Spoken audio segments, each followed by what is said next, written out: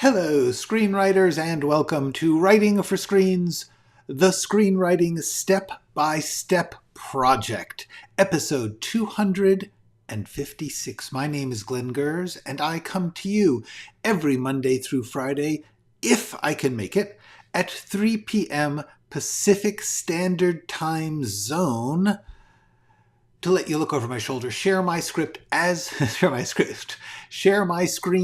I write a script, which I am doing in order to teach a part of screenwriting that I think is undertaught, which is the process, the actual day-to-day, line-by-line, page-by-page work of making thoughts and feelings and ideas into an outline, getting that outline into a rough draft, rewriting that rough draft into a readable draft. That process is what you need to figure out for yourself no matter what you're writing. I'm not going to talk about how to write the great screenplay. I'm not going to talk about how to write a screenplay that sells. I'm just saying whatever kind of script you want to write, you need to figure out a process by which you can get through the work of making the script. That's all I'm trying to show you here. It's not the best process. It's not the only one. It's just the process I have used or taught myself, figured out in a 25-year career writing for TV and movies. I am on my way out of the business, and so I am leaving behind some tools I picked up along the way, because that's really all it is, just tools. It's not a grand system. It's not anything that you need to know. You can make up your own. I'm just trying to give you some tricks that I learned in case they are useful when you are facing the blank page. And with that, I do want to point out that if you do want to learn things from me, the real place to do that is on my channel in the first 3 playlists. They are called Screenwriting Essentials, Screenwriting Tools, Skills, and Craft, and The Process, Being a Writer. This is where I have tried to take what I know and get it down into little 10-minute lessons. Very practical, very simple, hopefully enjoyable, but the point is it's just 10 minutes of the purest, best advice I can give you on a topic. The topic is in the name of the video. It is also the thumbnail. Great big words with great bright colors so that you can say, I want to learn about flashbacks, or I want to learn about genre, or at least what he has to say about those things. Just click on that. 10 minutes. That's what you get.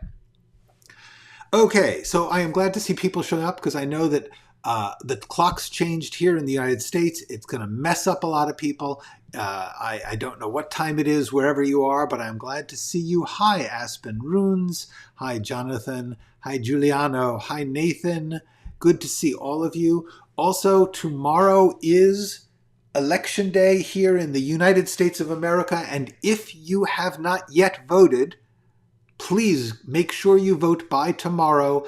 Do vote. No matter how discouraging and chaotic and difficult this world has become, voting is really, really important. Voting, elections, accepting elections, this is what matters to keep the opportunity alive for us to make things better. That is my one political statement. Please do not give up on the system. Hi, Giuliano. Came up with a sort of proposal for me. Uh-oh. Okay, let's hear it. Hi, Craig. What's your proposal, Giuliano? I am awaiting it. In the meantime, I'm going to get us set up here to work on the pitch document, and I'll tell you why I went back to that. Boom, boom, boom. All right, here we go. Whoosh, let's go to the top. Okay. So, Giuliano, please do let me know what this proposal is. I am literally on the edge of my seat here. You can't see it, but I am. Okay, so here's the deal. We are almost at, I only have a few more pages in the actual script to clean up before I will have what I consider a readable script, one that I would possibly show to people. And so at that point, this particular project is ending. My live streams are not ending, but this project will end in the next week or so. Before it does, I want to finish the other part of it, which is this little proposal document. In both cases, I am not creating something that I think is the best thing in the world. I'm just trying to show you how you do the process of getting a thing into shape. That is the name of the game for me, and I am just trying to get this thing, which is sprawling. It was, I don't know, 26 pages. Now it's down to 18. Good, so I got that done. I've just been going through it in my off hours, off the stream, and just trimming this down. I took out romantic comedy thriller. I had romantic comedy mystery thriller. Just too many words. So, you know what? I like putting a little space there because, first of all, I think this line is just a good line. It's a screwball comedy darkened by murder. That's you know, like that's a hooky, pitchy kind of thing. I want it to stand out. And then this is just essentially a joke, but it's also kind of a pitch. It's like, hey, what if you took this thing and they're inappropriate and you blended them together? Okay. Hey, Ms. Spanish lady. Good evening from the Bronx, New York City. I have been in the Bronx. I used to live in New York City. I lived in New York City for much of my life. Cool. I am glad that the Bronx is with me. Glad you are here. Hello, something else is here. By the way, Mrs. Spanish lady, from what I understand, it's like 15 degrees hotter in New York right now than in Los Angeles, where it is cold and rainy. And ouch. Okay, so what I've done is I've got the first couple of pages. I try to keep this very hooky, just like little. It's like the cover of the book. It's like the poster. So just little short things, and then I get into the story. In the story, I have now got the pilot summarized. This needs to be cleaned up a little, but the pilot, and at the end of the pilot, I have the rest of the season very roughly sketched out. And by the way, all of this will be posted on writingforscreens.com so that you guys can just download the PDF, read it. That's why I'm not worried too much about showing you every little detail. That would not be productive. So we got to characters, the summary of the characters.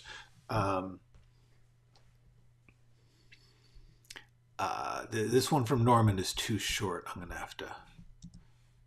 Okay. Xena. Elmore Deakins. That's good. Arvin McLean. He's good. Carol Shrimpton. I've got to change Shrimpton's name. She's not... I did not name her. I named her after a 1960s fashion model, so I'm going to change her to something, one of the other DPs, because I decided all character names just for no good reason. And this certainly would not survive if this was produced. We're directors of photography of famous movies or TV shows. Dundosky, Sigmund, and Dundosky. You know, I'm going to leave Dundosky just because he's become a real character, and so therefore I can't change him. Okay. So I've gotten all the way here. Okay. Oh, Giuliano. I've been thinking about a list of essential questions to define any type of character in any context and story, and keep listing these questions in a way to define the whole character arc in any story. Interesting. I am a big fan of asking questions, so having a list of questions is a good thing. I'm not sure. I would have to see how you're working this to have the questions define any character in any type of story. But it's not a bad plan. So far, so good with me. Yes, Elmore Deakins is a great name too. A lot of my names here are working out. Okay. This is just some thematic stuff. This is where we get into trouble. Because this is just a mess of stuff. Look at that. Look at how few pages are. The other thing about this pages count is do remember, This is 18-point text. So at some point, I am going to do a command all and make it 12-point text and see how long this document actually is. All right. The main thing about all these themes, I want to get them down into like 1 or 2 like little lines and then be done with that. Excellent. I am glad. Yeah, I am a big one for asking, like having it's always good to have a list of questions or a little place where you could just say, okay, when I'm stuck or when things are not working, these are questions I can ask. I don't like the idea of having a checklist that you have to fill in the blanks of this questionnaire because every project is different and sometimes you just don't need to and sometimes you do, but you don't know when. And so I don't like the fill out this form approach to writing, but I do like the idea of proposing questions. So let me know, Giuliano, where this becomes a proposal to me, or you're just saying that this is something you're working on for yourself, which is excellent. Do what works for you. This is really important. Every writer has to work their own process out. Okay, so all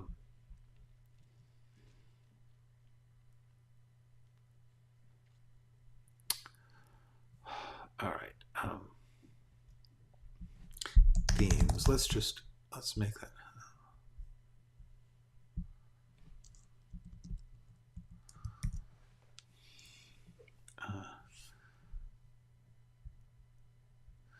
I don't know that I would put themes in a proposal. But I'm going to put it here for the moment because I'm just trying to sort out, is there any of this?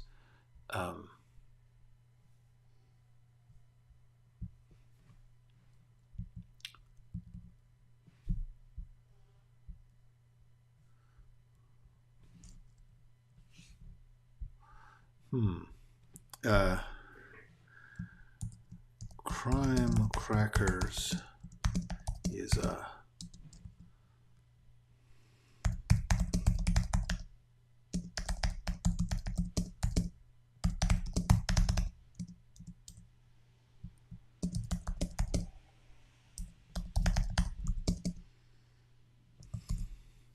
I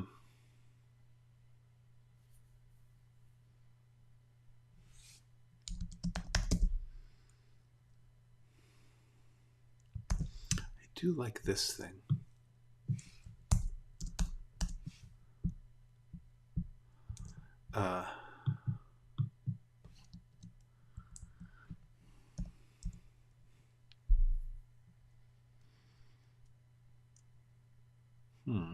Interesting.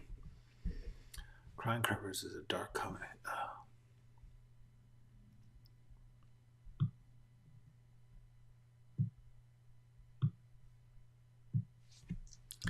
As a dark comedy thriller.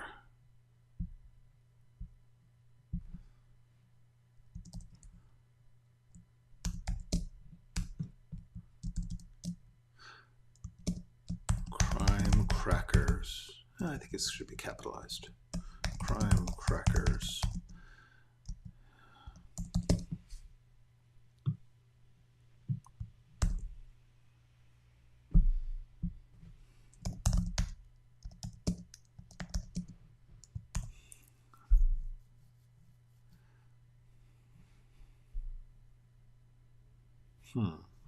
Explore the human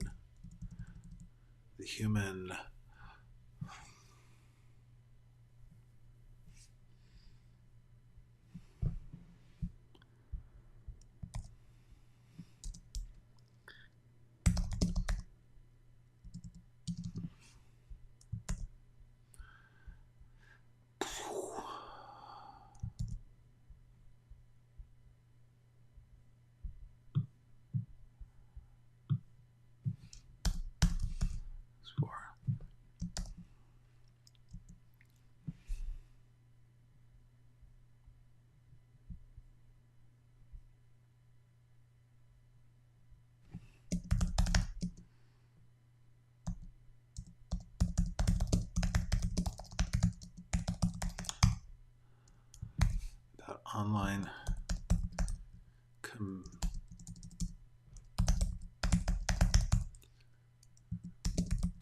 serial killers.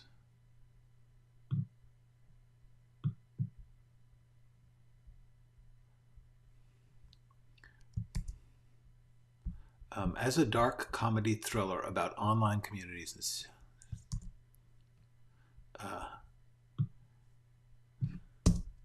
Yeah, there we go. Since it's like I'm bringing up these things.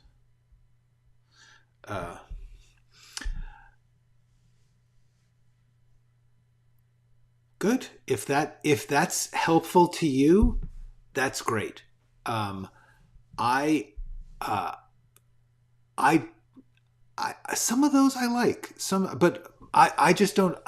For me, I'm not sure that every writer and every project need all of those things all the time, or some of them you just might know instinctively. But the things that you're mentioning, like high concept, I like to, I call it something different. I just call it like the one-line version or the hooky version. It's my way of saying high concept, partly because high concept for me is so deeply attached to the 1990s action studio system that I have like a little bit of a about that idea. But yeah, no, the being able to sell the concept or pitch the concept in a brief. I mean, that's how I start this document. There's, this is my high concept. So yeah, I think that that's great. I am glad that you are finding your list. We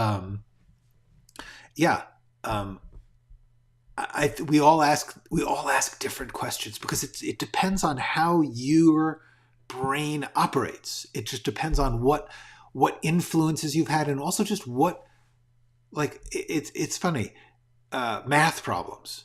If you present a bunch of people with a math problem and watch them try and solve it, they all have different ways, and that's math. So there's an actual right answer, and there's an actual, but there's, the thing about it is, if you watch different people try to solve a math problem, like some people will just count on their fingers, or some people break things into tens. Some people, there's all sorts of different ways to do math, and it depends on how you work. That's the most important thing, how you work. So I think that the best thing you can do is find the thing that helps you work. As I've said in some of my other videos, Nabokov wrote his novels on index cards. It helped him with the way his brain works. Jack Kerouac would he actually famously once took a roll of telegram paper or teletype paper. So it's like a roll of paper, and he put it one end into his typewriter so that he didn't have to stop to change pages. These are all just like questions or just like paradigms or anything else. They're ways that you form the impulse, the understanding of the story. There's no rules. What's also interesting is you can apply your system to somebody else's work after it's done. That doesn't mean that's how they build. Like, I can look at anything and say, well, what are the 6 questions, or what is the log line, or whatever it is. That's not how they did it. They did it their way. And you don't need to know their way, and they don't need to work your way. You just need to find the way that helps you. And it seems like Giuliano has done that, and that I love. That is great.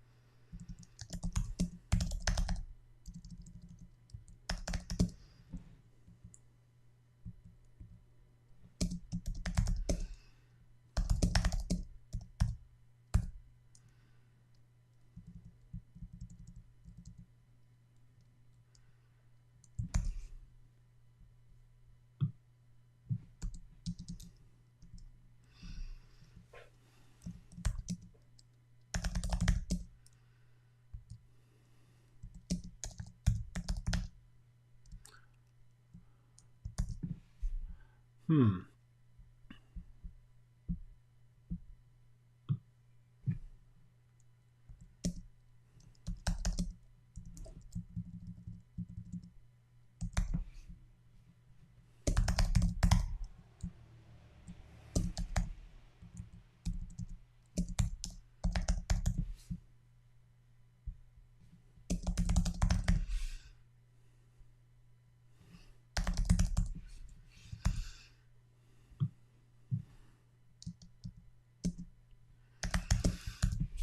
Okay, so I'm just trying to get,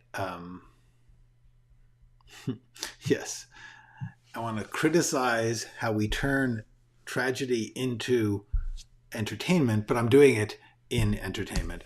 That's obviously not something to bring up in a sales document. um,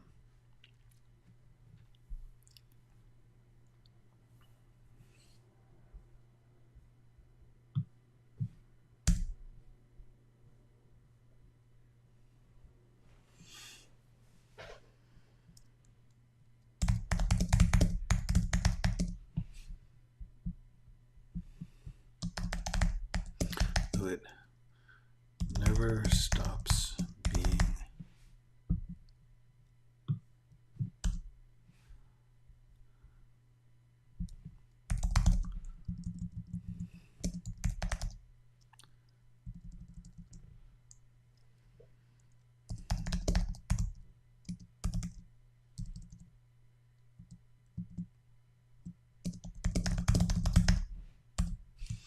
okay. This is a hypey selling kind of thing, right? Though it never stops being a dark comedy thriller. Crime Crackers will also explore very real themes of this moment, including see that's I'm selling it there. I don't know that I'm going to bring that one up because that one seems overdone. I think I'm just going to leave this as like our culture's strange love of serial killers because we've now at this point had so many, let's look at the let's look at what it's like to be a serial killer, and almost none of which are serious. Like Dexter, which is, I'm not saying Dexter is bad, but it's just not a serious exploration of actual serial killing. So I'm a little. I don't think I don't think that how can an audience sympathize with a serial killer is actually a question at this point because there's been so many things which successfully ask us to do so. Yeah. All right.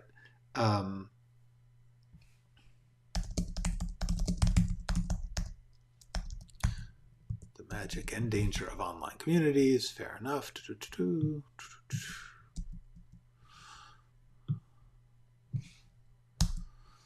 Yeah, a lot of this stuff is stuff I do not want to.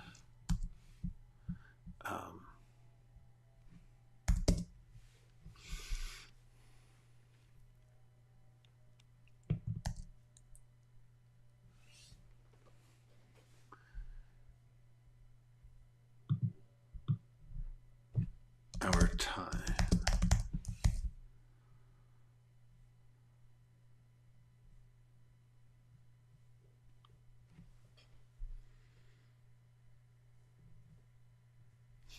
Okay, I'm just puzzling. What I'm trying to think of is how many, like, this is really the back cover of the book kind of stuff. So I don't need to answer the questions. Just need to bring up the hooky version. And what I want to talk about is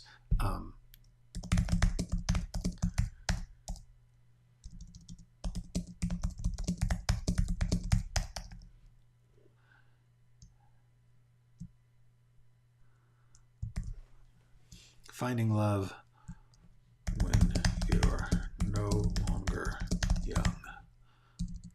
That's a good one.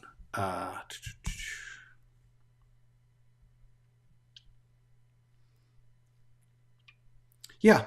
No, at this point, we've actually, I believe, hi Thumper. At this point, I believe it is not unusual to find uh, entertainment or artwork that is willing to or tries to get us to empathize with people who do dark things. That, in fact, has become almost the default attitude since since The Sopranos, and uh, and even like Batman, the fact that the Joker was always really more interesting than Batman. Um, so um, I think that the question now becomes: have we gone too far in empathizing with the villain, with the dark side? Dark side speaking, that's another one where, yeah, I mean, Star Wars worked very hard to make us feel for Darth Vader by the end. All right.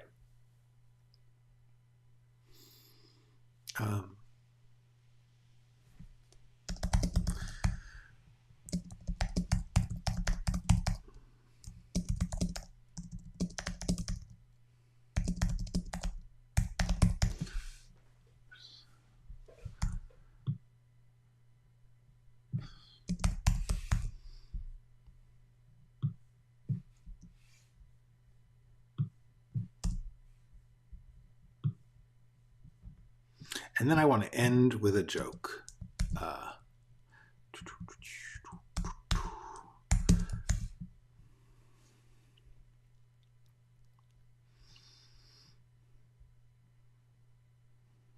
Yeah, absolutely. Oh,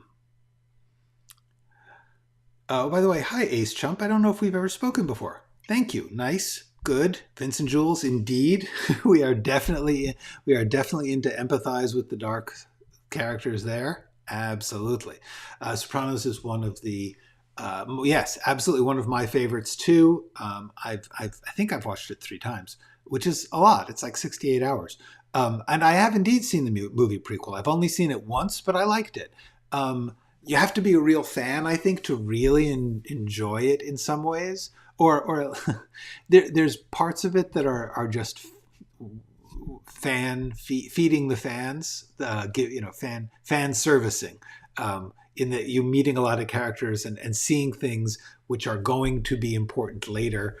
I especially actually liked that there are certain phrases that Tony Soprano uses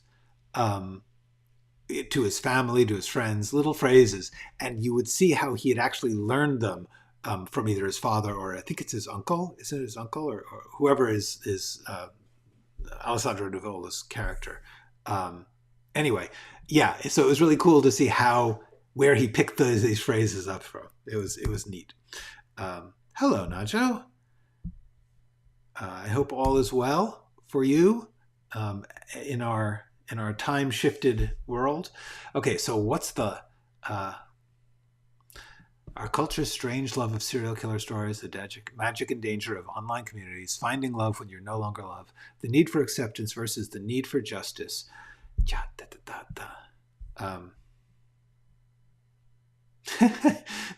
I don't know. It was enjoyable and painful. Although their relationship as it went on became more satisfying. But sometimes you're like, Tony, back off the damn kid. You're not parenting well. Weirdly enough, the mob boss was not parenting well. Okay.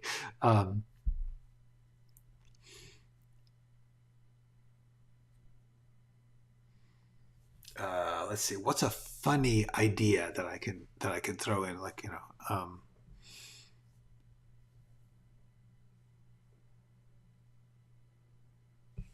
for the moment, there's a uses of a lava lamp. All right, there we go. That's a cute ending. And I definitely need to do this, which is honestly just not something. Boom.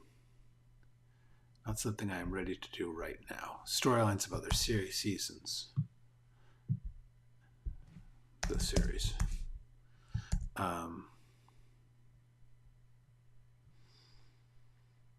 Yeah, Hunter is singing the praises of fade in screenwriting software. So thank you, Hunter. Um, all right, good. So we have, I think we're doing good on this whole document.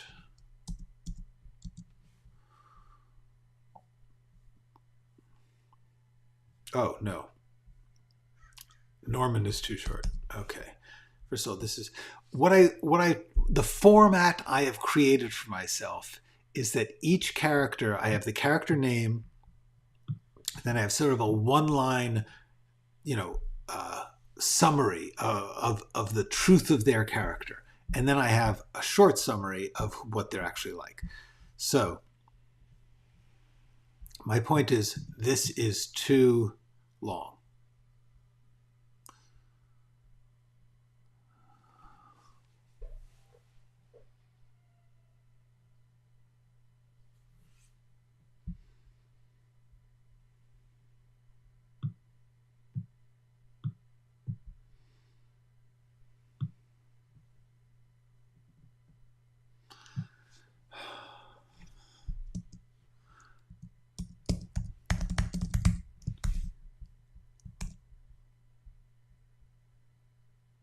That's better. And out of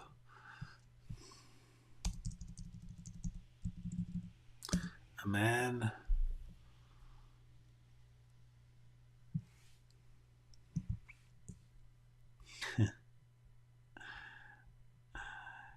good, good guys. Very nice. Very nice. Man. Yeah. An old man. Let's just say the truth. He's an old man who has to give up on scolding the world and learn to live in the foolish failed present in order to save the woman he unexpectedly loves. That's better. But not am old man. An old man. That's good. Okay, now in order to get the rest of Norman, I have to find. Okay, I've got to find my. This is just my overview where I've dumped everything I'm thinking about.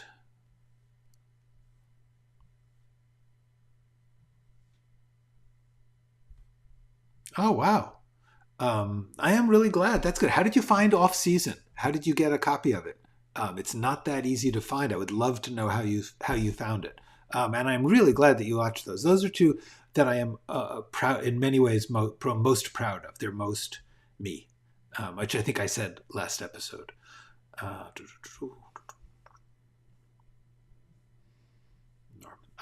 Okay.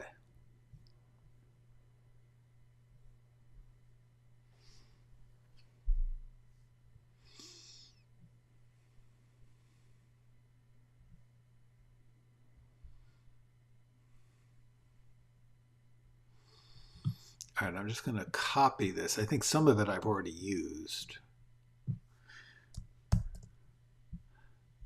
I'm going to paste it here. Yeah, okay.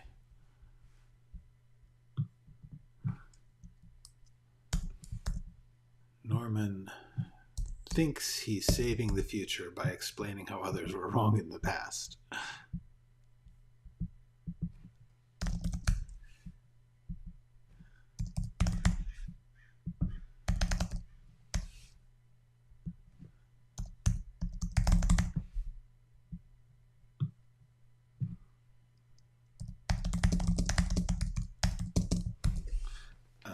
Okay. Oh, wow. Wow, that's so cool. I did not know that is available. That's really neat. Thank you for telling me that. Yeah, off season. I'm going to do a talk about that in another live stream. I'm going to focus on each of these scripts, Disfigured and Off Season and Fracture. But one of the things that's cool about Off Season is that it's a really weird structure because the male lead, the romantic lead, doesn't show up until halfway through. There's just a lot of weird structural things in it that happened because I was just I was following my instincts really, really purely. I was like, what would I like to see most? What do I think is coolest? Anyway, happy to be in the fourth and final act of the third pilot. Wow, good. Too many pages. You're better to have too many than too few. That's my feeling.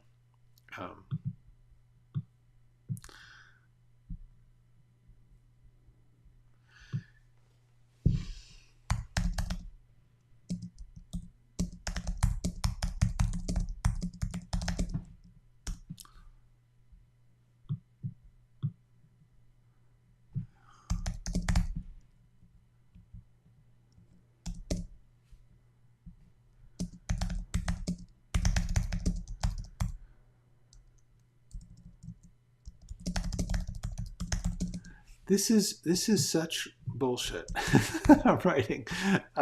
It's this is interesting. The interesting thing about these pitch documents, these treatments, any kind of prose summary that you write of a script or a project, they're just bullshit. Which is why, honestly, I don't like teachers who spend too much time analyzing or summarizing great work, because they might be true, but it doesn't matter, because it's like, you can say why Romeo and Juliet is great. You can write a great essay about who Romeo and Juliet are. That is entirely different from creating Romeo and Juliet. Romeo and Juliet are created through moments in their present where they are taking action and expressing themselves through action and words. That's what you got to work with. That's what a real writer has to do. This art of giving opinions, which is really what this is. For me to say his season, or that he thinks he's saving the future by explaining how others were wrong in the past, that's a great sentence. It's completely undramatically useful. It might help me to understand what I think about this guy, so that when I have to have him speak, it's coming out of a place of familiarity. But truthfully, this is the antithesis. This is the enemy of good creative dramatic writing. So that's the only thing. I just have to warn you. But it's sort of good for you to see it and to see that, you may have to do it. But don't be fooled into thinking that this is in any way creating a character. It's not. I am not creating this character. What I am saying here is not played out in the script so far. Okay, let's see. I didn't go to the set of Off Season. It was a weird time for me. My son had just been born. He wasn't had just been born. He was a toddler, I think. Anyway, the point is, he was real young. And I was not too eager. I actually did 2 TV movie jobs that were both shooting in Canada. And one was called Brother's Keeper, and one was Off Season. And I did not feel like I could go to Canada for 2 or 3 months and leave my wife with a toddler. And it just didn't seem right. Especially because I wasn't being paid to do that. It was like I would have to go and pay my own way, because they didn't. These companies do not pay to have the writer on the set of a TV movie, because they just don't have that kind of budget. So in both cases, I was not on the set. So I did not actually meet any of the cast, which really kills me, because I love Adam Arkin and Hume Cronin and Sherilyn Fenn. I mean, these are phenomenal actors. Kieran was just a kid. I don't know that much about what I don't imagine it was great for him, but I didn't hear any complaints about it working with anybody. If Off Season, I'm very proud of it. The script is on my website. I will be talking more. Okay. My limited TV series pilot has 5 acts. Do most TV dramas have the 5-act structure? It's not a bad thing. You don't have to. It's the reason that there is a 5-act structure is because originally there were commercial breaks. There was the teaser and then a series of commercial breaks about every quarter of the show, although they actually pile them up more at the end so as to keep you watching at the beginning. But the answer is the 5-act structure is not creative. It's commercial. It was created in order to allow commercial breaks. And therefore, the drama pilot 5-act structure is a useful structure, just like the 3-act structure is useful. But it's not important. It's important if you are writing for commercial TV that has commercials, because they need to put in breaks, and you want to structure it so that when it breaks off for a commercial, you're not in the middle of something. You want it to have reached a sort of cliffhanger or a reveal or an event that will make people say, oh, I'm going to sit through these commercials and wait till the next part of the show. So that's actually the point of the 5-act structure. Okay. The rare 30-minute drama. 30-minute dramas are cool. They're each different, but it's a great idea. Basically, what that brings you is, depending on how many, like 30 minutes 8 times is like a 4-hour drama. But the cool thing about 30 minutes is just you're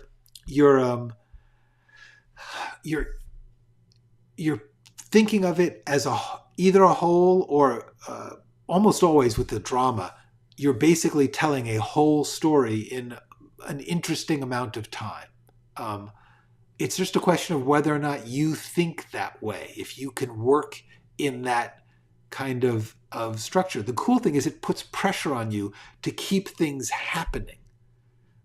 In 30 minutes, you need to be able to have enough happen to keep the interest. I mean, that's the point of all these acts. The purpose of acts is to give a sense of shape so that the audience does not feel, I'm lost. I've been going in this too long. I don't know how to get out of this. So the reason you have acts is to say, okay, we're gonna conclude some section of the action and start again with some kind of break. I mean, you have to remember, most acts were actually created in order to change the set, okay, or to change the mental set. Like back in Greek drama and Shakespeare's time, at least early Shakespeare, they didn't have sets. They just had a stage, and people would come on and say, I'm in the woods, and then they would describe the woods and that. But the break was in order to change location or time. The same drawing room, but the next day. So that what it is it's allowing for changes. But now with film, we can change whenever we want. We can go to different locations every 5 minutes, whatever it is. But the sense of an act is more that your story is not endless. You get a lot of experience when you're watching things. When 5 minutes of watching something feels much longer. So to run 2 hours without a break is brutal. It's exhausting. And the reason that acts are there is to emotionally give everybody some shifting time, some mental time.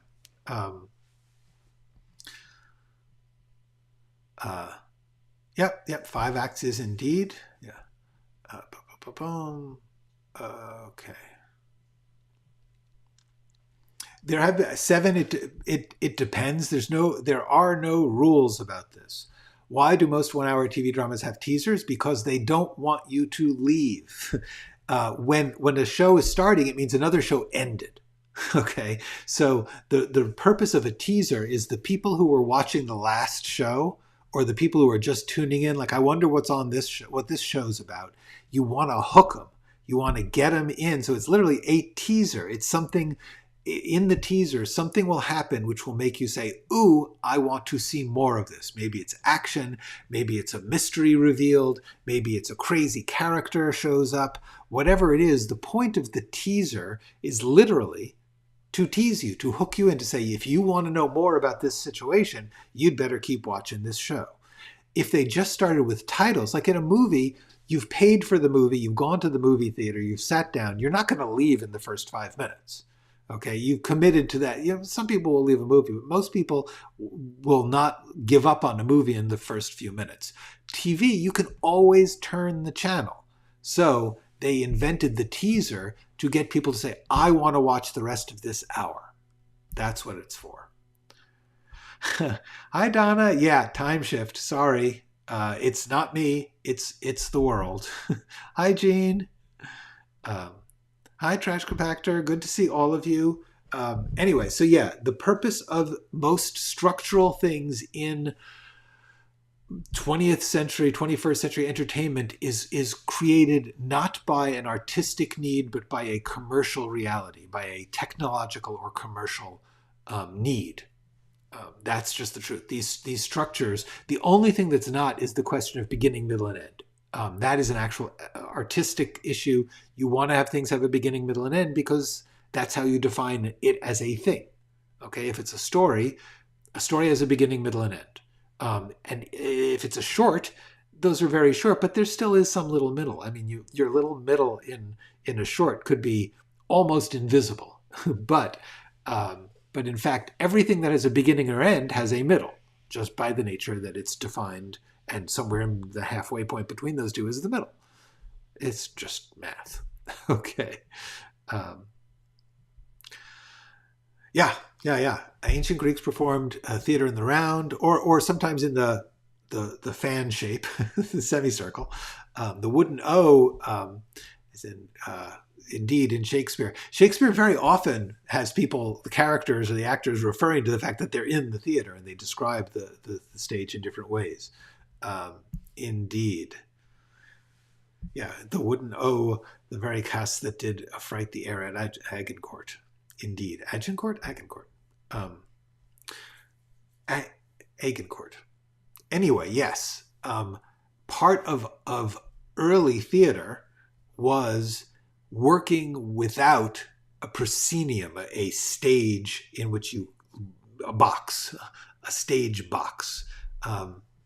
And once they had the stage box, they started to do backdrops and scenery and stuff. Although, from what I understand, in the later part of Shakespeare's theater experience, they were starting to put on more spectacle on the stage with more sets and costumes and stuff. Okay. I'm just going to take out in this season.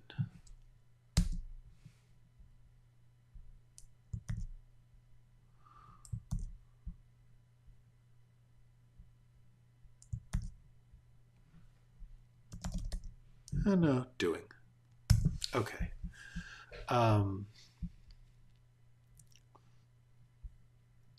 So let's all right.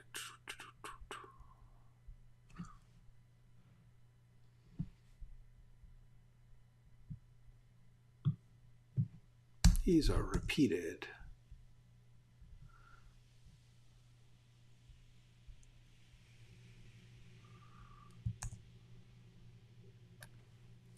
Okay, so he's a former newspaper reporter.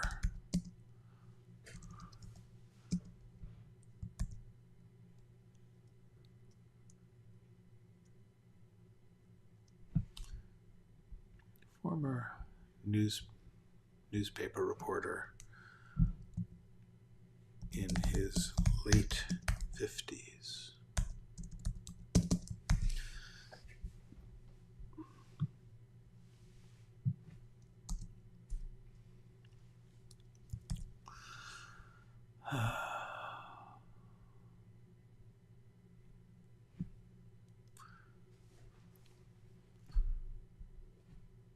Recently laid off. Akron, Ohio newspaper reporter in his late 50s.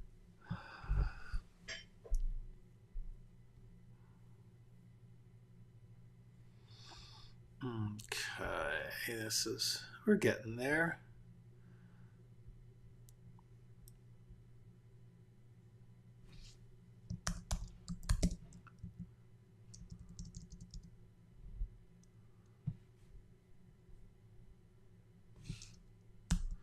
Do I really need this background? No, I mean, we know he's the newspaper.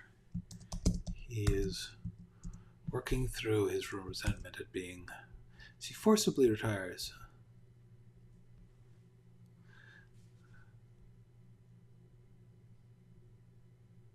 Forcibly retired.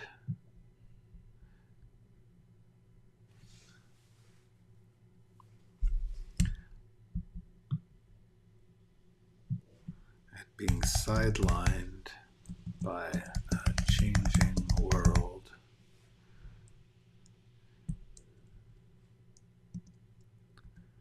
By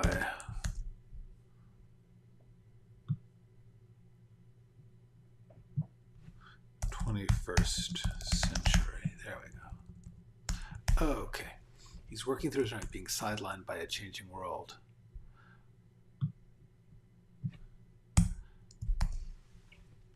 Because I can't have by a changing world.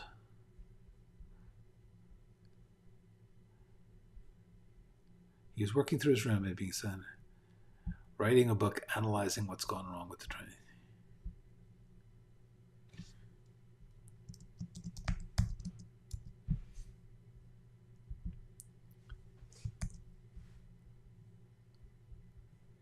Yeah.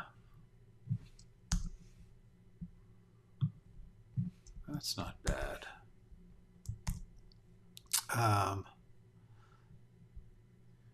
Hello, Gerardo.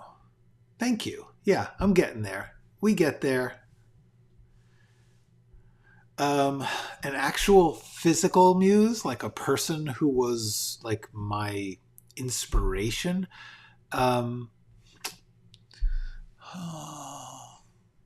Maybe sometimes. It depends.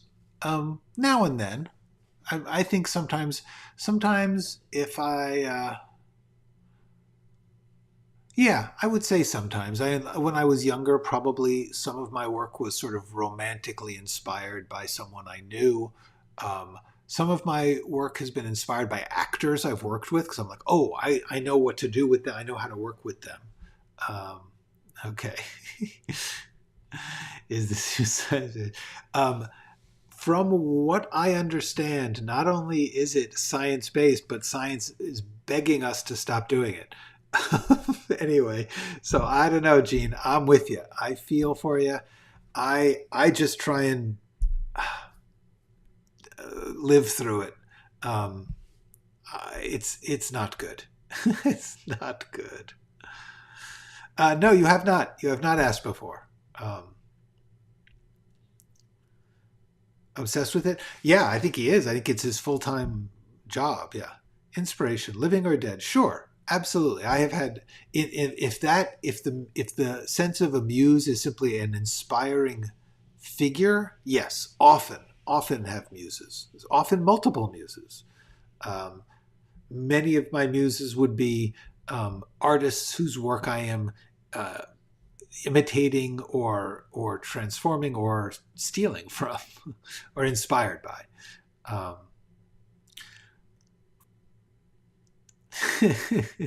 That's actually sounds marvelous. That sounds like a story in itself. That's, you've got a story about a story. So we can't get more meta than that. All right.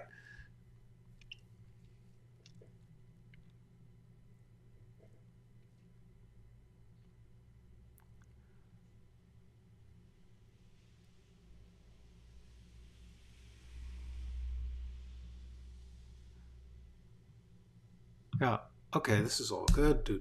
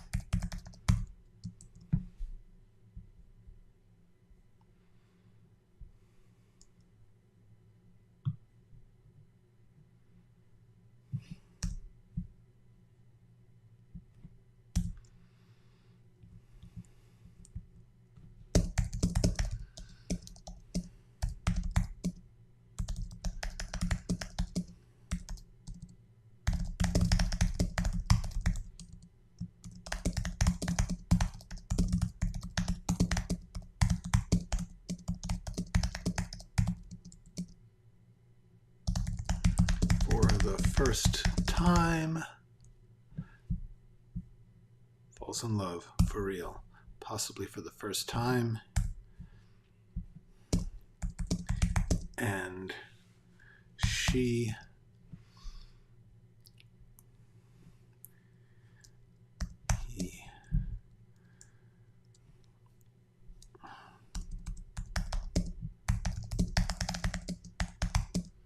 defensive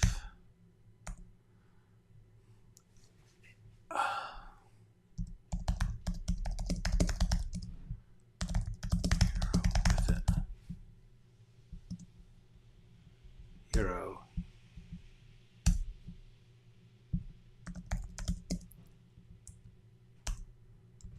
There we go. Boom, get rid of that stuff. Stick to the story.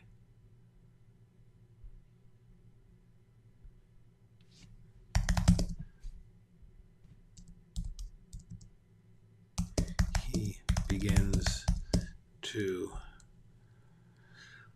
begins to boom. When he meets Madeline, he falls in love for the first time, for real. Oh, take out for real. Love is love. Falls in love, possibly for the first time. And because she sees through, he begins to risk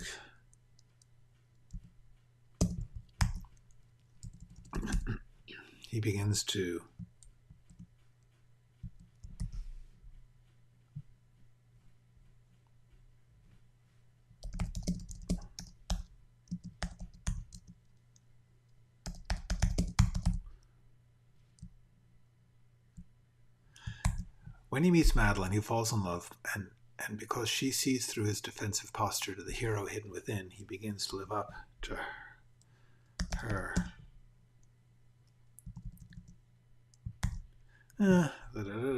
Let's see. When he falls in love, and because she sees through his defense,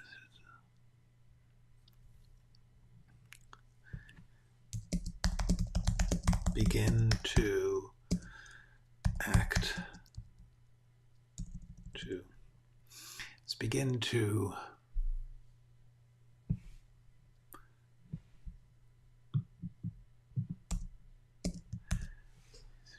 must begin to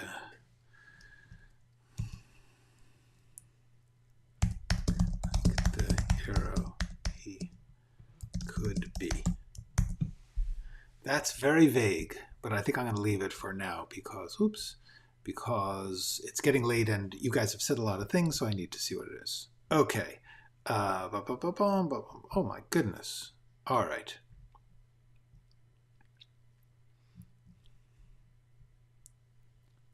Creating characters in real life. Yes, indeed. Okay, you start to actually have real characters in your life. Muse, I got you. When writing expendable characters, what works to keep them interesting and engaging toward the story and not just feel they have an excuse so you have enough to kill? That is a good question. I will answer that, and that will be the final statement for the day. The answer is, when writing any character, the same things become true. A, make them interesting, definitely. Give them some specific, unique flair, but mainly give them something they want. Give them something they need to do that they are trying to do. As soon as you give them something they want, even if what they want is simply to make jokes, or if they want to amuse everybody, whatever it is, if you give them something that they want to do, they will become real characters. That's my thing. I did more writing related to writing over the weekend. Excellent, Jonathan. Writing relating to writing, as in writing about writing, or writing related to creative work? Whatever. That's great. Good, Donna. I'm glad. I had a dream that I told my muse I finished a script. He merely asked, who's going to pay for it? Uh-oh, you got a tough muse there. Hello, Mona.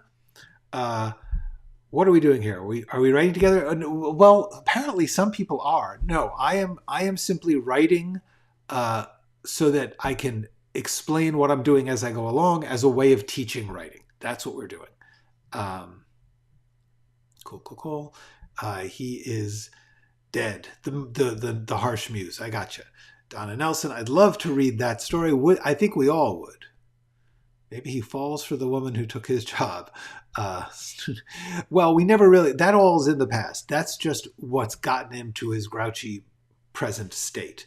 No, his love story is already established. We are at I am writing a summary of a thing I've already written. So I'm not writing a new story. I'm just trying to write a brief summary. This is just a summary of the script I have already written in the past 255 hours of this. Okay. Among others, I wrote a blurb that said that HBO had commissioned Pixar. Oh, good. Would be cool. yeah. I don't think HBO is paying Pixar because Pixar is owned by Disney. Yes, Donna, please do finish it. Yes, yes, Donna, you are exactly getting what I hope, which is we understand that somebody like Norman, who's very intelligent and sharp and can say funny things about other people and analyze them, he's doing that partly to avoid having to commit his own life. Okay, everybody, we've got to stop. I'm going. I also wrote about an image from a dream. Cool. This is great. Writing about writing. Yes. Whatever it is that you're doing, good. No problem, Ace Jump. Understandable. So here's the deal, folks. Please, once again, if you are in the United States of America, please vote in these elections. It is important that we vote. It is important that we accept the results of votes and that we get out there and be part of this messed up, damaged democracy. It would be really nice if we could not give up on it. That is my opinion, and I am going to stand by it. And in the meantime, I will see you tomorrow. Go write something.